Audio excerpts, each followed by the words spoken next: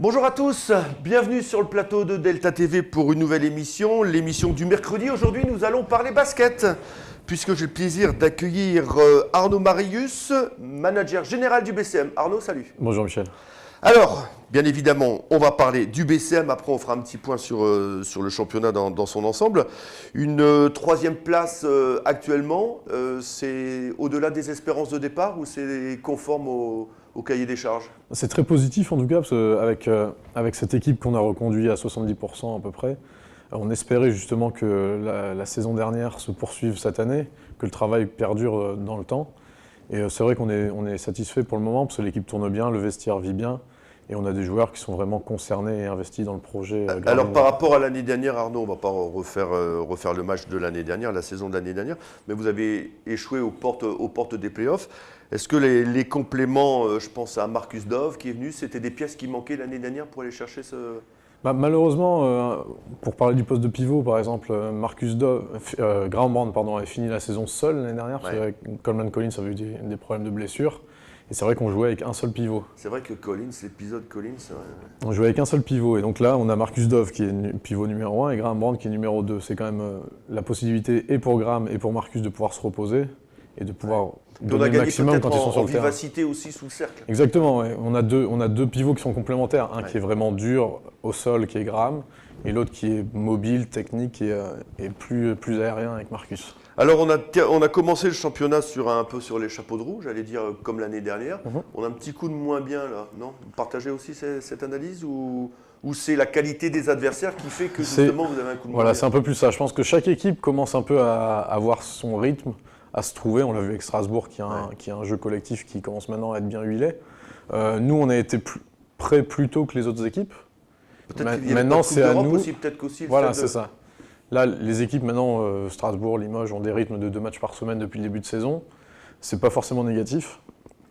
Et nous, forcément, le rythme d'un match fait que quand on se rate le samedi, il faut attendre le samedi d'après pour évacuer un peu toute cette pression et faire en sorte de se rattraper.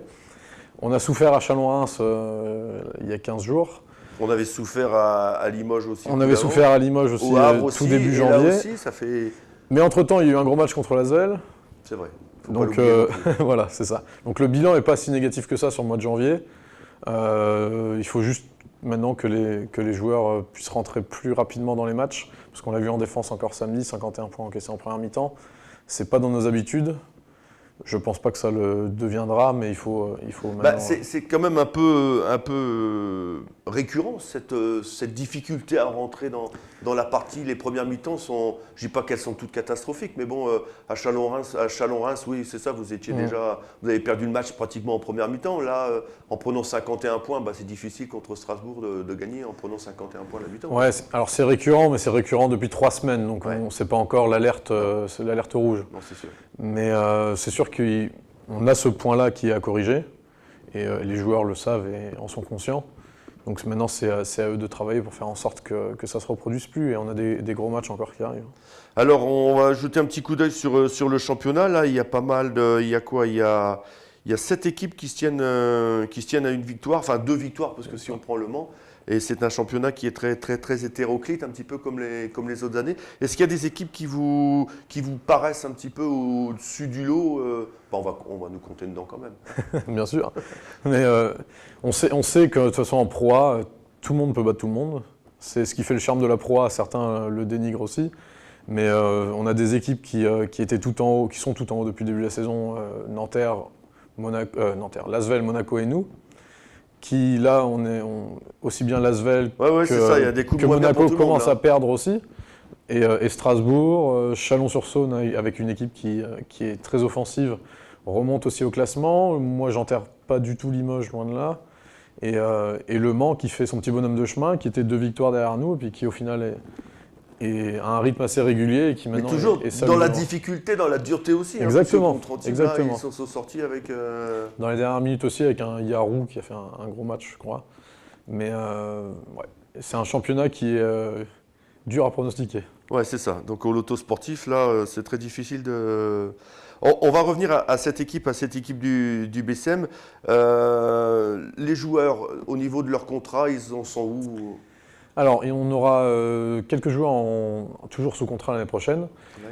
Papsi, à qui il reste 1 an, Steven Gray, à qui il reste 1 année aussi, Fabien Pachal et Tyrone Brazelton. D'accord. Tous les autres sont en fin de contrat. Donc, ce sont des joueurs qui doivent impérativement se montrer. Forcément, eux ont envie en tout cas de se montrer le plus exposé possible. Même pour rester. Exactement. De toute façon, c'est pas...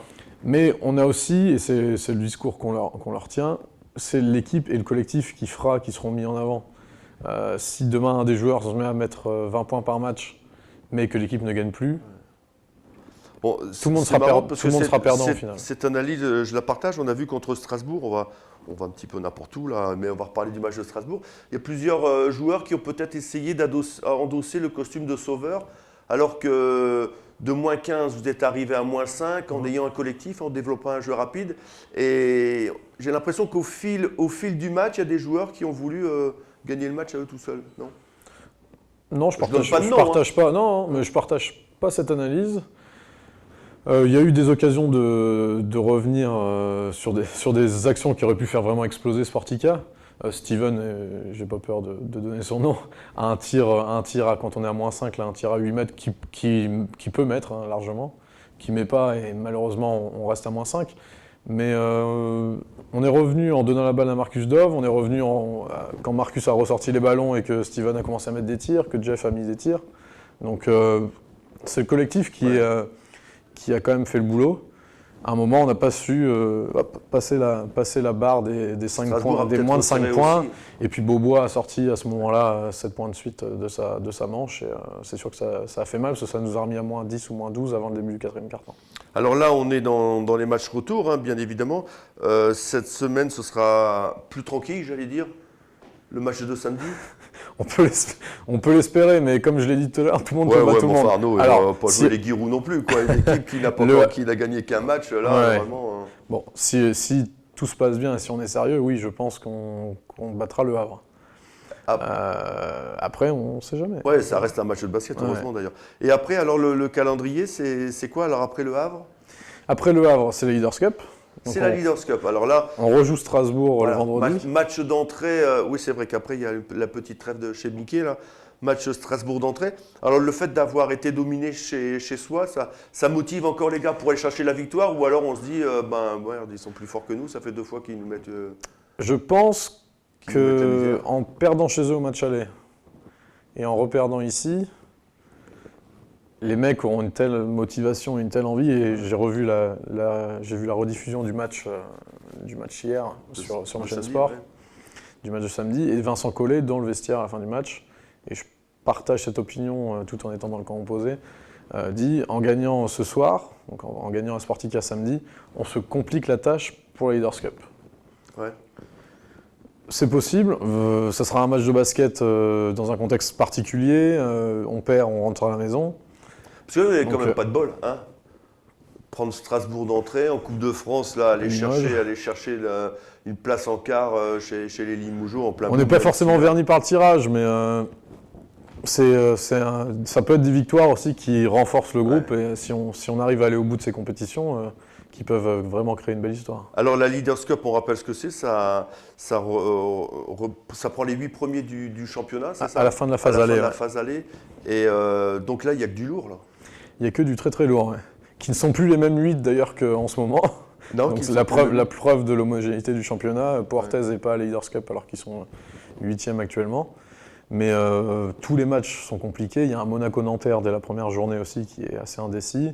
Le Mans-Chalon, on a vu que Chalon a mis 20 points à Monaco ce week-end, donc ça peut être vraiment tout est ouvert. Bon, on va suivre ça avec attention. Donc le prochain match, c'est BCM. BCM Le Havre ce samedi, 20h.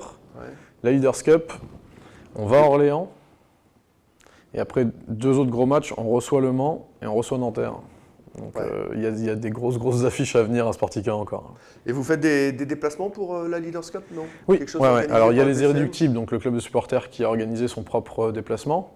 Ouais. Et le BCM aussi a proposé des packs, transport, hébergement, place de basket, place pour les parcs Disney et le maillot carnaval. Tout ça dans un seul pack pour 207 € par personne. 207 ? Pourquoi 7 ? C'est entre les prix Disney, et on a arrondi après entre eux. Bah écoutez Arnaud, on ne manquera pas de refaire un petit point en fin de saison. Alors on va jouer à l'auto sportif entre nous. À la fin de saison, vous viendrez ici, vous serez combien? Oula, fin de saison régulière? Ouais, fin de saison régulière. On espère être premier parce que même l'avantage du terrain, ça voilà, c'est sûr. Être dans le top 4 pour avoir l'avantage du terrain. Et pouvoir faire en sorte que Sportica nous porte en quart de finale, en demi-finale, et puis on l'espère. Après, comme vous le disiez, le championnat est tellement homogène qu'il faut faire attention.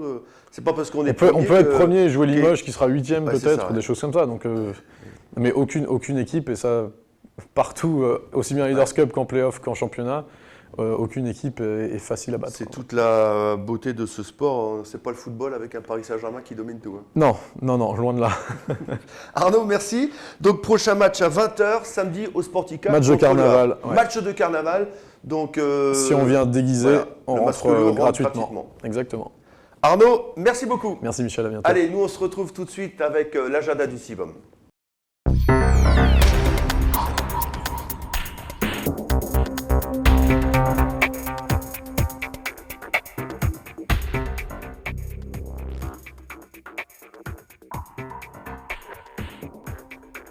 Bienvenue donc dans l'agenda du Sivom. Allez, on est en plein dedans et depuis un petit moment maintenant, je veux bien évidemment parler du carnaval. Les Zig organisent ce vendredi leur 20e bal à la Seine-Vauban. Ça commence aux alentours de 22h30 et ça dure jusqu'au bout de la nuit, c'est-à-dire aux alentours de 5h30. Du côté de Bourbourg, il y a également du carnaval. Par contre là, ce sera le bal enfantin, toujours samedi, de 15 à 19h, salle Jean Monnet. Le lendemain, samedi, on vient de le voir, Arnaud vient justement d'en parler, le BCM recevra Le Havre, c'est pour tous les amoureux de basket bien évidemment. Les masques lourds sont gratuits, attention, hein, on s'entend bien, masque lourd, c'est-à-dire totalement déguisé, le loulou ne suffira pas pour rentrer samedi soir au Sportica. Atelier au musée du dessin et de l'estampe originale, atelier famille, pose-moi, c'est l'intitulé justement de cet atelier. C'est samedi après-midi à partir de 15h, ça dure à peu près 1h30, dès 7 ans, le prix est de 5 € par enfant et gratuit pour l'accompagnant. Samedi toujours à 17h, conférence Qu'est-ce que l'aura ? Ce champ magnétique qui entoure le corps physique, c'est animé par Jérôme Gaden, l'entrée est bien évidemment libre. Lors de cette conférence, il vous sera expliqué comment l'observer facilement. Dimanche, il y aura un concours de saut d'obstacles au centre équestre municipal, ça dure toute la journée. Le team loisir du Polder, quant à lui, vous invite à son loto de la Saint-Valentin, salle des Goélettes au Sportica. L'ouverture des portes est fixée à 13h30 et le début des jeux, lui, c'est 15h. Et Saint-Valentin oblige, une surprise vous y attendra. Dimanche toujours, il y aura le 6e vide-grenier organisé par l'USG Cyclisme à la salle des sports des Huttes. Renseignements 06 52 81 63 93. Notez bien, je le répète, 06 52 81 63 93. Lundi 15 et jusqu'au mercredi, il y aura un stage mandala. Alors je vous vois déjà venir, qu'est-ce qu'un mandala? Eh bien ça signifie en fait cercle et c'est surtout utilisé pour la méditation. Hélène Dubois vous en parlera beaucoup mieux que moi. Son stage est organisé au Centre artistique François Mitterrand. Allez-y, c'est passionnant. Pour tout renseignement, contactez justement le Centre artistique 03 28 20 68 20 03 28 20 68 20. Et pour terminer, on revient, on est en plein dedans, je vous le disais tout à l'heure, le carnaval avec le Carnado, c'est à la Seine-Vauban.